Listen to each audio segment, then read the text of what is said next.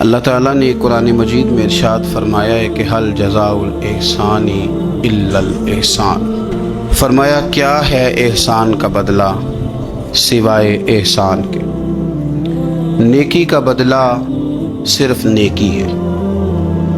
دنیا میں جو لوگ خیر کے کام کریں گے تو اللہ تعالیٰ انہیں دنیا میں بھی خیر عطا فرمائے گا اور قیامت میں بھی خیر ہی عطا فرمائے گا۔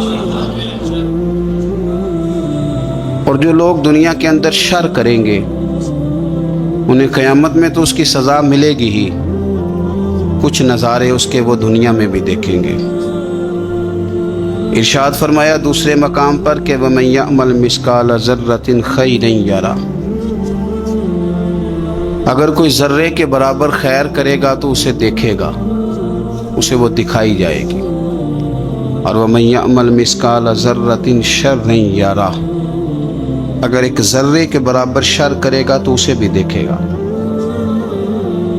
دنیا کے اندر کچھ سزائیں اور کچھ ہمارے حالات کی خرابی کا سبب ہمارے اعمال ہوتے ہیں۔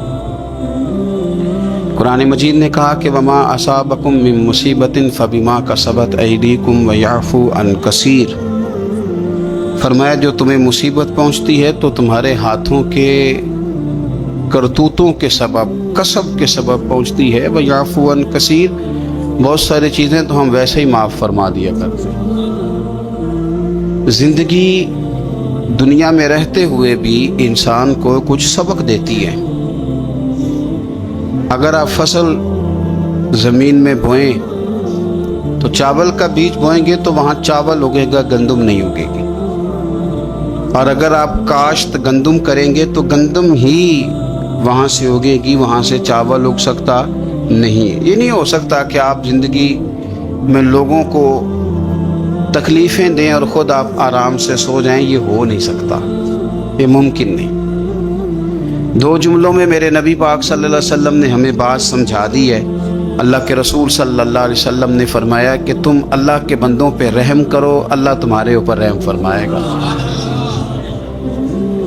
لیکن بندوں کے بارے میں بندوں کا رویہ سخت ہو، اس کا لہجہ رب کریم کے بندوں کے بارے میں تلخ ہو، اس کے دل میں رحم کے، کرم کے میٹھے جذبات ہی نہ سرے سے ہوں، اور وہ کہے کہ میرے بارے میں نرمی کی جائے، تو یہ ہو نہیں سکتا، یہ ممکن نہیں ہے۔ ہم کیا کرتے ہیں؟ ہم اپنے تھوڑی دیر کے سکون کے لیے بہت سارے لوگوں کو تکلیف میں مبتلا کرتے ہیں، بلکہ بعض لوگ تو ایسے ہیں جو دوسروں کو مصیبت میں دیکھ کر خوش ہوتے ہیں، ان کو قلبی راحت نصیب ہوتی ہے۔ کسی شخص کو مشکل میں دیکھتے ہیں، پریشانی میں دیکھتے ہیں تو بڑا انہیں سکون میسر آتا ہے، اور میں نے دیکھا ہے کہ بغلیں بجاتے ہیں اور وہ باقاعدہ دلائل دیکھا نا ہمارے ساتھ ایسے کرتا تھا تو آج اس کا کیا حال ہو گیا ہے۔ باقاعدہ لوگ یہ کام کرتے ہیں۔ ہمارے درویشوں نے اپنے رنگ میں بھی ہمیں بڑے مسئلے سمجھائے ہیں، پر اللہ کرے ہماری سمجھ میں بات آئے۔ اللہ کے بندوں نے نا سادی کر کے باتیں، سادی کر کے اور نرم کر کے اور ہمارے مزاج اور طبیعت کے مطابق ہمارے ذہنوں میں اتارنے کی کوشش کی ہے۔ اگر ہماری سمجھ میں آئے، دیکھیں نا درویش کیا کہتے ہیں دشمن مرے تو خوشی نہ کریے۔ دلیل کیا ہے کہ سجنا بھی تو مر جانا ہے نا، یہاں تو یہ کہے نا کہ دشمن مر گیا تو دوست نہیں مرے گا۔ تو کس طرح سادہ کر کے اور عام فہم کر کے اور ذہن کے قریب جا کے بات سمجھاتے ہیں، کہتے ہیں کس بات کا چاؤ کر رہے تو، دشمن مرے خوشی نہ کریے، وہ پائیا سجنا بھی مر جانا ہے، دیگر تے دن آیا محمد اوڑک نو ڈوب جانا ہے۔ یہ تو کس چکر میں تو پڑا ہوا ہے؟ ترمذی شریف حضرت واصلہ بن اسکے رضی اللہ تعالیٰ عنہ حدیث کے راوی ہیں، یہ حدیث ضرور یاد رکھیے گا۔ میرے نبی پاک صلی اللہ تعالیٰ علیہ وسلم نے فرمایا اپنے بھائی کو مصیبت میں دیکھ کے خوشی کا اظہار نہ کرو، اسے تکلیف میں دیکھ کر کبھی خوشی کا اظہار نہ کرو، ورنہ حضور فرماتے ہیں اللہ اس پر رحم کر دے گا اور تمہیں اس مصیبت میں مبتلا کر دے گا۔ کبھی بھی دشمن مرے تو کدے خوشی نہ کری، کیونکہ سجنا بھی تو مر جانا ہے۔ کبھی اپنے بھائی کو مصیبت میں دیکھ کر، آپ یقین کریں کہ میں نے دیکھا ہے کہ بھابھی کا خاندان کسی تکلیف میں آ گیا ہے تو وہ بجائے اس کے کہ ان کے لیے دعا ہوتی لیکن شریکہ چل رہا ہے نا، تو تبصرے ہوتے ہیں کہ میں نے تو پہلے ہی کہا تھا یہ لوگ ٹھیک نہیں۔ یہ با مروت، با اخلاق اور وفادار لوگوں کا یہ رویہ ہی نہیں ہوتا۔ وہ تو گہرا دشمن بھی ہو گہرا، اس کے بارے میں بھی دیکھیں نا، میرے نبی پاک صلی اللہ تعالی علیہ وآلہ وسلم کافروں اور منافقوں پر نرم دل نہیں تھے؟ ان کے بارے میں بھی حضور دعائیں کرتے تھے کہ اللہ انہیں خیر کی توفیق عطا فرما۔ تو کبھی بھی کسی کے بارے میں اس طرح کا رویہ اختیار نہ کریں، ورنہ وہ وقت دور نہیں کہ جب آپ اسی طرح کا ہمارا معاملہ عیب تلاش کرنے کا ہے۔ میں کس طرح کھول کے آپ کو یہ بات عرض کروں کہ لوگوں کا دل کرتا ہے کہ ہمیں خوبیاں نہیں کمیوں کا بھی پتہ چلے۔ ٹٹولتے ہیں کہ تو وہاں نہیں جاتا،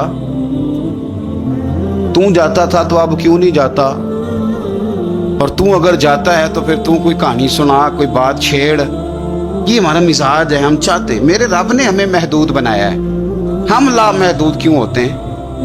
اللہ نے ہمارے اوپر رحم فرمایا ہے کہ ہمیں دیوار کے پیچھے نظر نہیں آتا، یہ اس نے کرم فرمایا۔ اگر ہمیں نظر آتا ہوتا تو کتنے پردے کھل جاتے، اور بہت ساری چیزیں جو پردوں میں رہنی چاہیے تھیں وہ پردوں میں نہ رہتی ہیں۔ اس نے کرم فرمایا ہے کہ ہمیں دیوار کے پیچھے نہیں سنتا، اس کو کرم سمجھو، پردے نہ کھولو۔ اگر ہمیں یہ خبر ہوتی کہ سامنے کیا ہے تو بہت سارے ہمارے معاملات خراب ہو جاتے۔ اس کا شکر ہے، اس کا کرم ہے۔ یہی بہتر ہے کہ پردوں میں وہ پردہ پوش رہے، اور وہ اگر پردے اٹھا دے تو کسے ہوش رہے۔ مہربانی کریں، آپ جو اللہ تعالیٰ نے ہمیں محدود بنایا تو لامحدود ہونے کی کوشش کیوں کرتے ہو؟ جہاں اس نے رکھا ہے وہیں رہنے کو اپنے لیے بہتر جانو، وہیں، ورنہ حالات خراب ہو جائیں گے۔ میرے نبی پاک صلی اللہ علیہ وسلم نے فرمایا، مسند احمد میں موجود ہے، حضور فرماتے ہیں لوگوں کی جاسوسی نہ کرنا، ان کے عیب نہ ٹٹولنا۔ بس حضور نے کہہ دیا تو کہہ دیا، نہیں ٹٹولنے تو سونیا تیرے غلام ہیں۔ سوال ہی نہیں پیدا ہوتا کہ ہم کبھی یہ کام کریں۔ حضور نے فرمایا کسی کے عیب نہ ٹٹولنا۔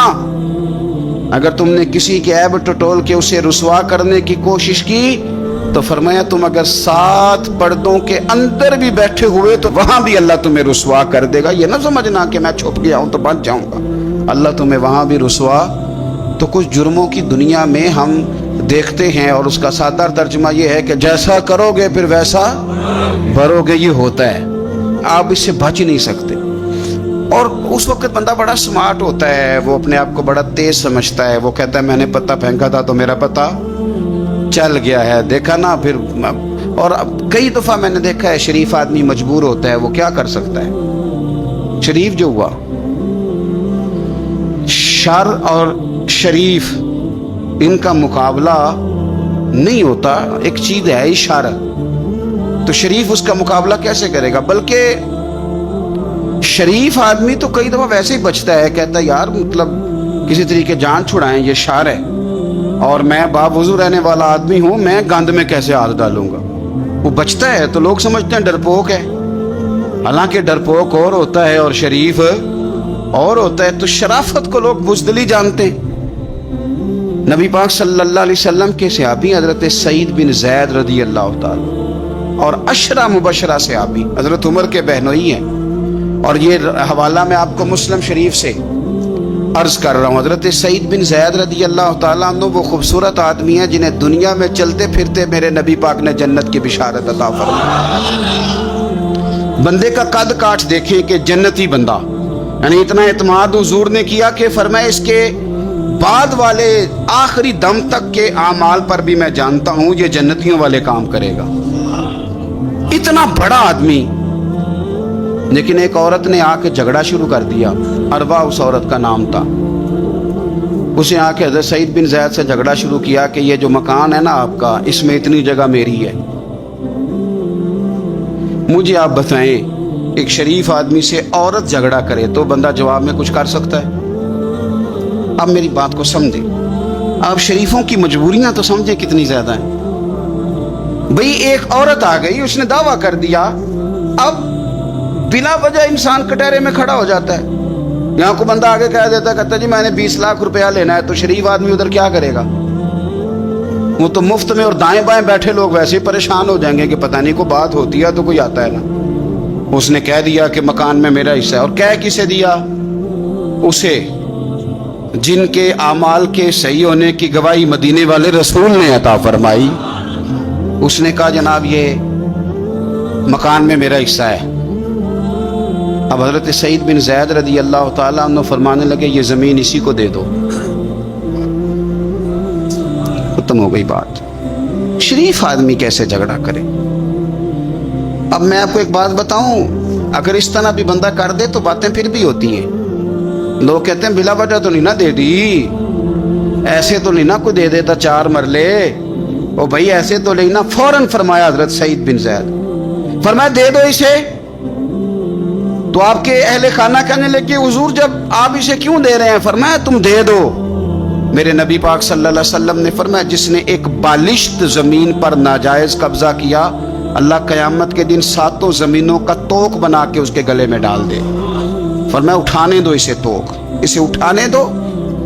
اور ایک حدیث میں فرمایا 7 زمینوں میں دھنسا دے گا اللہ اسے اٹھانے دو، دے دو. لیکن تکلیف تو ہوتی ہے نا. اب یہ نہیں ہے کہ کہاں سے اتنا حوصلہ بندہ کرے، دل تو ٹوٹ جاتا ہے نا کہ یار میرے اوپر اس طرح الزام لگانا، اور اس طرح کسی شخص کے بارے میں وہ بندہ جس نے زندگی تقوی میں گزار دی اس پر اتنا گھنونا الزام لگا دینا.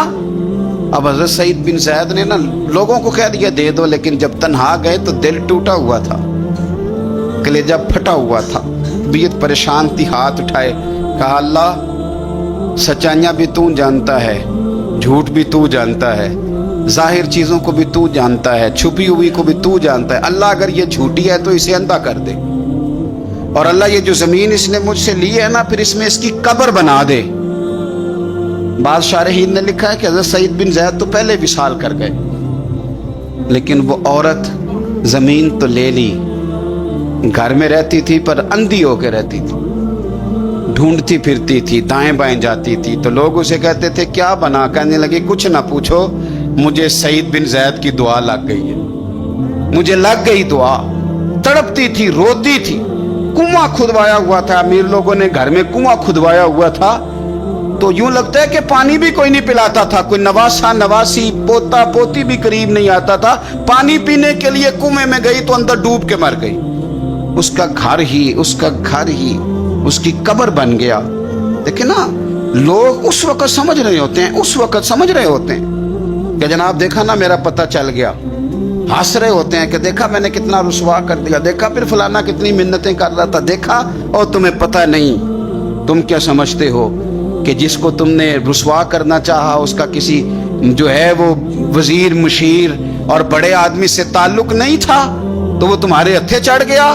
یاد رکھنا اگر اس کا وزیروں مشیروں سے تعلق نہیں نا غریب کا تو اللہ ولی الذین آمنوا، اللہ تو وارث ہے کہ نہیں مومنوں کا؟ اللہ تو وارث ہے کہ نہیں مومنوں کا؟ نبی پاک تو والی ہیں کہ نہیں اپنی امت کے؟ تو تم کس طرح سمجھتے ہو کہ بندہ وارث شاہ مان کری نہ وارثہ دا، رب بے وارثہ کر کے مار دائی. تو ہم جب چل رہے ہوتے ہیں نا تو پھر تو ہماری قد کاٹ کا کون مقابلہ کرے، اور جب ہم چڑھ جائیں ہوا کے گھوڑے تو پھر کون ہمارا رخ پھیرے. لیکن یاد رکھنا ایک عدل کرنے والی ذات ہے، جب لگامیں کھینچتی ہے تو پھر لوگوں کو کوئی چارہ. اپنی زندگی کے اندر کبھی بھی کوئی کام ایسا نہ کریں، کبھی بھی. آگے بڑھتا ہوں. بصرے کا گورنر حجاج بن یوسف بڑا ظالم آدمی تھا. تو حضرت سعید بن جبیر رضی اللہ تعالیٰ عنہ ایک تابعی بزرگ تھے، تو آپ نہ اس کے غلط کاموں پہ اسے ٹوکا کرتے تھے. ہمارا یہ مسئلہ ہوتا ہے کہ جب ہمیں کوئی ٹوکتا ہے تو ہمیں ضد چڑھتی ہے. یہ نہیں دیکھتے کہ میں پہلے دیکھ لو میری کہیں کوتاہی پہ تو نہیں ٹوک رہا. وہ ظالم تھا، آپ اسے ٹوکتے تھے. تو جب روک ٹوک ہونے لگی تو یہ جو بادشاہ قسم کے لوگ ہوتے ہیں ان کی خواہش ہوتی ہے کہ ہمیں پوچھنے والا کوئی نہ ہو. روک ٹوک بڑی تو اس نے بلا لیا حضرت سعید بن جبیر رضی اللہ تعالیٰ عنہ کو، بلا کے کہنے لگا میں آپ کو قتل کروں گا. تو آپ فرمانے لگے جس طرح تو مجھے قتل کرے گا نا میرا رب بھی تجھے اسی طرح ہی قتل کرے گا. اللہ والے تھوڑا کسی سے ڈرتے ہیں، وہ اسی طرح تجھے قتل کرے گا. کہنے لگا حضرت سعید بن جبیر رضی اللہ تعالیٰ عنہ سے کہ اگر آپ مجھ سے معافی مانگ لیں گے تو میں آپ کو چھوڑ دوں گا. आप फरमाने लगे माफी तो मैं रोज मांगता हूं, पर सिर्फ अपने रब से। तुझसे काहे की माफी मांगू, किस बात की तुझसे माफी मांगू? कहने लगा, फिर आप बाज जल्लाद से कहने लगा इसे कत्ल करो। आपने हंसना शुरू कर दिया। तो कहने लगा हंसते क्यों हो? फरमाने लगे तेरी जुर्रत पे हंस रहा हूं कि खुदा का कमजोर बंदा हो के तू किस तरह की जुर्रत के साथ बातें कर रहा है कि मैं तुझे कत्ल करा दूंगा। उसने कहा पकड़ो, और गुस्से में आ गया, पकड़ो और इन्हें कत्ल करो। जब कत्ल करने लगे तो आपने मुंह काबे की तरफ कर लिया और पढ़ा, इन्नी वज्जहतु वजहिया लिल्लज़ी फतरस समावाति वल अर्द हनीफम वमा अना मिनल मुशरिकीन। काबे की तरफ मुंह करके ये दुआ पढ़ी तो कहने लगा अच्छा इसका रुख फेर दो काबे से। तो आपका जब रुख फेरा तो आप फरमाने लगे तो बड़ा ही बेवकूफ है, फइन्नमा तुवल्लू फसम्मा वजहुल्लाह। तुम्हें पता नहीं मुंह जिधर भी करे अल्लाह उधर ही होता है। तू बड़ा बेवकूफ है, तू काबे से रुख फेर के समझता है कि अल्लाह कोई माज़अल्लाह मुक़य्यद है। इधर रब तो हर तरफ है, जलवा तेरी जात का कू बकू है। मैं जिधर देखता हूँ उधर तू ही तू है, जिधर देखता हूँ उधर। जे मैं तेनू अंदर जाना तो फिर मुक़य्यद जाना, तो जे मैं तेनू बाहर जाना तो अंदर कौन समाना। अंदर भी तू है ते बाहर भी तू है ते बुल्ला कौन नुमाना। फरमाया कि भाई हर तरफ ही अल्लाह है। अब उसने पता क्या किया, आपको जब कत्ल करवा रहा था ना तो हज़रत सईद बिन जुबैर ने हाथ उठाया कि अल्लाह मेरे बाद इसे किसी और को कत्ल करने का मौका ना देना। मैं इतनी बात किसी और पर इसे मुसल्लत ना करना। हज़रत सईद बिन जुबैर कत्ल हुए, शहीद हुए तो इतना खून बहा, इतना खून बहा कि खून बंद ही नहीं होता, इतना खून। वो कहने लगा वजीरों से, मुशीरों से, तबीबों से कि इतना खून। तो वो कहने लगे बादशाह ये खून बताता है कि ये बंदा तुझसे डर के नहीं मरा, वरना तो तलवार बंदे के करीब आती है तो खून खुश्क होता जाता है, वरना तो हुक्म होता है सजाए मौत का तो लोगों के कपड़े ढीले हो जाते हैं, जिस्म कमजोर हो जाता है। ये बंदा निडर था इसलिए इतना इसका खून निकला है कि इसे कोई डर नहीं था। हजरत सईद बिन जुबैर को कत्ल करने के बाद ना हज्जाज बिन यूसुफ 15 दिन जिंदा रहा है, सिर्फ 15 दिन। कैंसर हो गया पेट में, इतनी तकलीफ हुई कि जिस बीमारी को आज आप कैंसर कहते हैं कि किसी की समझ में नहीं आता था। तबीब गोश्त की बोटी डालता था धागे के साथ पेट में, तो बाहर आती थी तो वो गल सड़ के बाहर निकलती थी। उसके अपने भी उसके कमरे में नहीं जाते थे। ओ यारो, जुल्म करते हुए लोग सोचते नहीं कि इसका हिसाब कितना भयानक होगा। रात को चीख मार के उठता, घर वाले कहते तुझे क्या हुआ? वो कहता था जब भी मैं सोता हूँ तो सईद बिन जुबैर मेरी ख्वाब में आते हैं और मेरी टांग पकड़ के घसीटते हैं तो मेरी आंखें खुल जाती हैं। ये जो बद्दुआएं हैं ये तुम्हारे बिस्तर तक तुम्हारा पीछा करती, ये नींदों में सुराख कर देती। लोग कहते हैं पता नहीं क्या बात है, सोया नहीं जाता। तो मैं कहता हूँ पता कर लो, शायद को बात निकल ही आए। पता कर लो, देख लो, गौर कर लो, तवज्जो कर लो, शायद को बात निकल आए। अगर निकल आए ना तो फिर तौबा कर लो, और अगर निकल आए तो फिर माफी मांग लो। अगर निकल आए तो फिर अल्लाह से डर जाओ, अगर निकल आए तो फिर एहतियात कर जाओ। लेकिन बातें निकलने पर भी हम मानने को तैयार। तो ये मत समझे कि जब इंसान किसी का जुल्म करेगा तो वो चैन की नींद सोएगा। ये हो सकता, जैसा करोगे फिर वैसा, जैसा करोगे फिर वैसा। मुझे बड़ी एक शख्स की, और मैं उस बंदे को दाद देता हूँ। उसने बड़ी आला एक दफ़ा बात की, मुझे किसी ने बताया कि ये फलाना आदमी अपने बाप का बड़ा सख्त नाफरमान है। तो मैं चला गया और मुझे पता चला कि वो बेचारे जो हैं इसके वालिद वो तकलीफ़ में हैं। तो मैंने जाके उनसे कहा कि आप मेहरबानी करें उस बच्चे से कि अपने अब्बे को राज़ी कर। तो मुझे कहने लगा पीर साहब आपके आने का शुक्रिया, पर ये जो कर रहा है ठीक कर रहा है। मैंने कहा क्यों? कहने लगे मैंने इससे बढ़कर अपने अब्बा को सताया, ये ठीक कर रहा है। और वो रोता था शख्स, वो रोता था, कहता था मैंने इससे ज़्यादा ज़्यादतियाँ की, तो ये जो मेरे साथ कर रहा है ना ये सही कर रहा है। ये मेरी बहू के सामने जब मुझे बुरा भला कहता है तो ये मेरी सज़ा, ये मेरा बनता था, मेरे साथ होना चाहिए था। ये अपने बच्चों के सामने जब मेरे साथ सख्त रवैया इख्तियार करता है तो ये जो ठीक कर रहा है, जो भी कर रहा है। लेकिन मैंने उसके बेटे को कहा, मैंने कहा पुत्र जहाँ तेरा वालिद आज खड़ा है तू भी कल यहीं खड़ा होना चाहता है। तेरा भी इरादा है कि इसी जगह कल तुझे खड़ा किया जाए इसी कटहरे में? कहने लगा नहीं। तो मैंने कहा फिर तू अल्लाह पे छोड़, तू किस चक्कर में पड़ गया? आप यकीन करें, आप सुकून दें, दिल पे हाथ रख के अपने आप से पूछ लो कि माँ बाप जिनके चले गए वो राजी गए? ना किसी को बताना, ना किसी से जिक्र करना, अपने आप से पूछ लो। अगर वो राजी नहीं गए तो फिर कब्रों पे जाओ, फिर उनके लिए दुआए मगफिरत करो, फिर कब्र पे ही बैठ जाओ।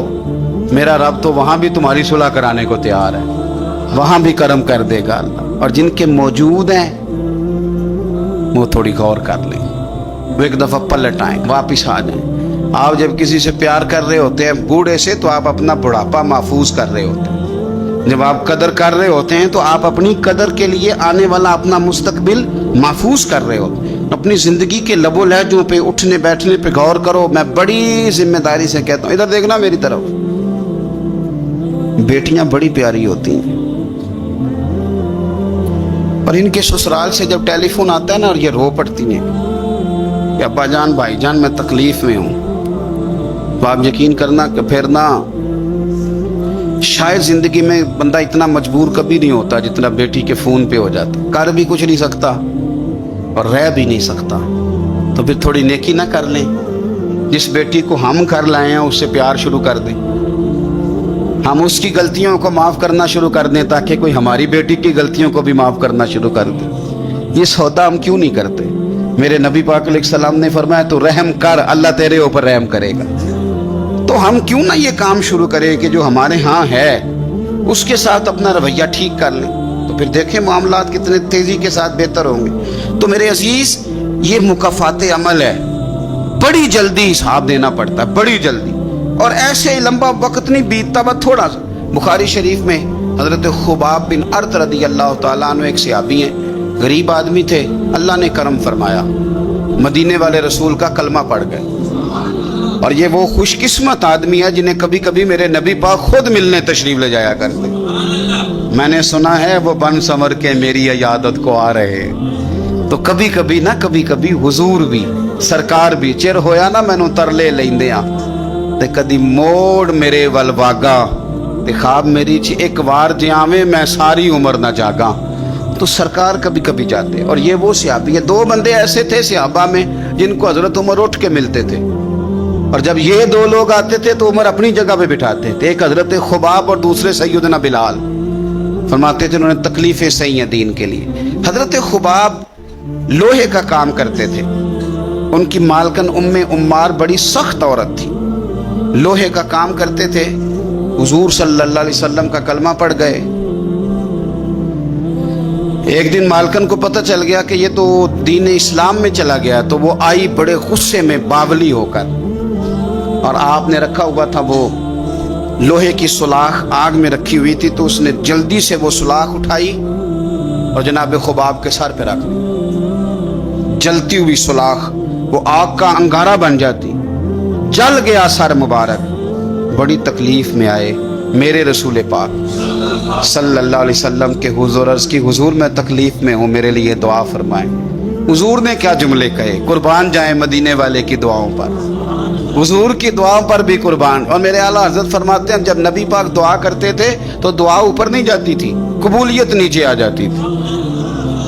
खुदा की रजा चाहते हैं दो आलम, खुदा चाहता है रजाए मोहम्मद सल्लल्लाहु अलैहि वसल्लम। इजाबत का जोड़ा, इनायत का सेहरा, दुल्हन बन के निकली दुआए मोहम्मद, और इजाबत ने झुक कर गले से लगाया बड़ी नाज से जब दुआए मोहम्मद सल्लल्लाहु अलैहि। तो रसूल पाक सल्लल्लाहु अलैहि वसल्लम ने दुआ की, और दुआ क्या की हुजूर ने?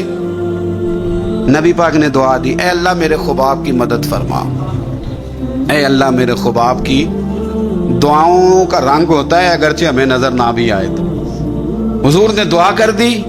अब हजरत खुबाब कहते हैं कि उस दुआ का रंग मैं सोचता था, लेकिन ना मक्के के हालात है और ज्यादा कसरत से तादाद काफिरों की है और ताकत में भी काफिर हैं, इस्लाम पे बज़ाहिर गुर्बत है। अब इस दुआ का रंग कैसे नजर आए? लेकिन अगर करम करने वाला अल्लाह हो तो फिर जरूरी नहीं कि ज़ाहिरी असबाब लोगों की नजर में आए, फिर वो रंग बना लेता है, फिर वो सारी रहमतें खुद ब खुद फरमा देता है। حضرت خباب کہتے ہیں وہی میری مالکن ام عمار بیمار ہو گئی، اتنی بیمار ہوئی اس کے سر میں کوئی درد اٹھا، اتنی تکلیف کہ ہر طبیب ہر حکیم ہر جگہ گئی، جب کوئی نتیجہ نہ نکلا تو ایک طبیب نے اسے بتایا کہ سلاخ گرم کر کے نا تو سر پہ لگوایا کر، تجھے آرام آئے گا۔ تو آپ فرماتے ہیں پھر ایک دن وہ گھر آئی اور گھر آ کے مجھے کہنے لگی لوہے کی سلاخ اچھی طرح آگ میں تپا کے نا تو میرے سر پہ رکھ۔ کہتے ہیں لوہا تپ رہا تھا، میں پکڑ رہا تھا، اس پہ سر پہ رکھ رہا تھا اور مدینے والے رسول پہ درود و سلام پڑھ رہا تھا۔ میں گویا میری توجہ حضور کی اس دعا کی طرف چلی گئی جو سرکار نے فرمائی کہ یہ انداز ہے قبولیت کا، یہ انداز ہے کہ کوئی جنگ نہیں کرنی پڑی، کوئی بہت زیادہ انقلاب، بس حضور نے دعا کر دی اللہ اس کی مدد فرما۔ تو کچھ فیصلے اللہ پہ بھی چھوڑ دینے چاہیے، بڑی جلدی رب کریم وہ فیصلے فرما دیتا ہے اور بڑی جلدی انصاف ہوتا ہے۔ ہم لوگ نا احتیاط نہیں کرتے، نہ بولنے میں، نہ چلنے میں، نہ بات کرنے میں، نہ ہم دیکھتے ہیں کہ بندہ کس کیٹیگری کا ہے، نہ ہم نے سفید داڑیاں دیکھنی ہیں، نہ ہم نے علم دیکھنا ہے، نہ ہم نے کوئی دین کی نسبت دیکھنی ہے، نہ ہم نے تقویٰ دیکھنا ہے، کیونکہ اس وقت میرے ذہن کو بات چڑھ گئی ہے تو وہ ہم نے کر کے چھوڑ دی۔ ہم نے سٹیٹس بھی نہیں دیکھنا کہ بندہ سامنے جو ہے اس کا معیار کس لحاظ کا ہے، اور وہ کہتے ہیں جی میں بڑا جذباتی ہوں تو میں اماں کے سامنے بول پڑتا ہوں، میرے سے بات ہو جاتی ہے، تو میں کہتا ہوں تو بالکل جذباتی نہیں، اگر اماں کے سامنے بول پڑتا ہے تو ایس ایچ او کے سامنے بھی بول کے دکھا، پھر تیرا پتہ چلے گا۔ اگر تو جذباتی ہے اور ابا کے سامنے تجھے غلطی لگ جاتی ہے تو جج صاحب کے سامنے بھی غلطی لگے نا، پھر تو تیرے جذبات کی سمجھ آئے۔ لیکن یہ غصہ بڑا سیاںا ہے، تو میں بات ٹھیک کر رہا ہوں اور میری بات میں اچھی طرح توجہ کریں، غصہ ہمارا بڑا سمجھدار ہے، تگڑے بندے پہ آتا یہ مڑے بندے پہ آتا ہے، غریب آدمی سمجھدار غصہ ہے، اوہو اتنا یہ غصہ عقل مند ہے، اتنا سمجھدار ہے کہ یہ جناب حد ہو جاتی ہے بات کرتے ہوئے۔ اور میرے ابا جی بڑی سادی مثالیں کبھی کبھی مجھے سمجھاتے تھے تو میں بڑی بات کو سمجھتا تھا۔ وہ کہتے تھے کہ ہم دیہاتی لوگ بھی عجیب ہیں، گالیوں پہ لڑ پڑتے ہیں اور اتنی لمبی لڑائی ہوتی ہے کہ بات تھانے جاتی ہے، تو جس گالی کی وجہ سے ہم نے ایک دوسرے کے سر پھوڑے ہوتے ہیں وہ جا کے تھانے ہمیں 2500 گالیاں کھانی پڑتی ہیں۔ یہ ہمارا عجیب بیوقوفوں والا عمل ہے کہ جس بنیاد پہ یہاں لڑے تھے، میری بات کی سمجھ آ رہی ہے آپ حضرات؟ تو وہ پھر بڑی رسیلی سجیلی بات کرتے ہیں، میرا خیال ہے ہم سے محکموں والے لوگ کیا کرتے ہیں ہم، تو غصہ بڑا ہمارا عجیب و غریب قسم کا ہے۔ اسی طرح کا دکانداروں کا مسئلہ ہے، پائیا چینی والے پہ غصہ آتا ہے جس نے پاؤ لینی ہو، ہے نا جی، یا اس پہ غصہ آتا ہے جس نے ادھار لینا ہو، لیکن آئے ہائے جو کہے کہ میں نے تو اکٹھا لینا ہے 20 کلو چینی، اس پہ بھی کبھی غصہ ہے؟ اگر وہ کہہ دے توڑا ٹھیک نہیں، آتا ہے غصہ؟ کہتا ہے میں اندر سے نیا لے کے آتا ہوں۔ میں نے تو ڈاکٹروں کا یہ حال دیتا ہے، ڈاکٹروں کا، آپ یقین کریں یہ میں نیچے سے شروع ہوا ہوں، اور اگر آپ مجھے تجزیہ بیان کرنے کا کہیں گے تو میں بڑا اوپر تک جاؤں گا۔ میں نے ڈاکٹر دیکھے ہیں، ڈاکٹر حضرات، غریب آدمی بیچارہ نا جس کی کوئی سفارش آ گئی ہے کہ یہ غریب ہے تو ڈاکٹر صاحب چلو 500 روپیہ چھوڑ دیں، اب ڈاکٹر کا دل بڑا پریشان ہوتا ہے کہ یہ جا کیوں نہیں رہا، آ کیوں گیا ہے۔ اور اگر اس کو پتہ چل جائے کہ جس شخص کے ساتھ میں نے ڈاکٹروں کو خود فون کرتے دیکھا ہے کہ آپ کی اپوائنٹمنٹ تھی آپ آئے کیوں نہیں، اس لیے کہ اس کا سٹیٹس بڑا ہے، یہ آپ کی اخلاقی کمزوری ہے، آپ کمزور ہیں اخلاقی طور پہ، اس طرح آپ کرتے ہیں۔ تو یہ ہمارے سمجھدار جذبات، سیانے غصے اور ہماری ناراضگیاں، ان کے روپ، اس سے بچیں، کوشش کریں زندگی میں کبھی کسی پر الزام نہ لگائیں۔ میرے رسول پاک صلی اللہ علیہ وسلم نے فرمایا کسی بندے کے لیے جھوٹا ہونے کے لیے اتنا ہی کافی ہے کہ سنی سنائی بات آگے کر۔ ہم تو تیزی سے کہانی ہوتی بھی نہیں بنا لیتے ہیں اور کہہ دیتے ہیں کوئی بات ہوتی ہے تو کوئی کرتا ہے نا جی۔ میرا تجربہ یہ ہے کہ بہت ساری باتیں نہیں ہوتی، لوگ پھر بھی کرتے ہیں، ہوتی نہیں سرے سے اور لوگ کرتے ہیں۔ حضرت سعد بن ابی وقاص رضی اللہ، یہ بھی بخاری کتاب الاذان میں آپ کو روایت ملی، یہ عشرہ مبشرہ صحابی ہیں، اور نبی پاک صلی اللہ علیہ وسلم نے ایک مقام پہ فرمایا تھا جب یہ بیمار ہو گئے اور پریشان ہو گئے کہ پتہ نہیں تندرست ہوں گا بھی کہ نہیں، تو حضور نے فرمایا سعد فکر نہ کر، اللہ شفا دے گا اور تیری وجہ سے اسلام کا فائدہ کرے گا اور کفر کا نقصان کرے گا۔ میں نے کہا کہ ڈائریکٹ آ کے کوئی بندہ الزام لگا لے تو شریف آدمی بھلا جواب کیا دے اس کو؟ اور پھر بڑا مشکل نہیں، جس نے کچھ نہ کیا ہوا بیچارہ وضاحتیں دیتا پھرے، یعنی کوئی جرم نہیں کیا اور اسے وضاحتیں، اسے کٹہرے میں کھڑا ہونا پڑ جائے، یہ کو تھوڑی سزا ہے۔ لیکن لوگ کر دیتے ہیں بلا وجہ، بغیر سبب کے، بغیر کسی وجہ کے کر دیتے ہیں۔ ہم سوچتے ہی نہیں، ہمارا ذہن ہی نہیں، ہمارا رویہ ہی نہیں۔ اور چونکہ میرا تھوڑا سا تعلق ہے اس شعبے سے، تو بڑی دیدہ دلیری کے ساتھ لوگ آ کے کہتے ہیں حضرت صاحب بس وہ جب سے بہو لے کے آئے تو تویز بڑے کراتی ہے۔ تو میں نے کہا کہ آپ نے کبھی دیکھا ہے بیچاری کو کراتے؟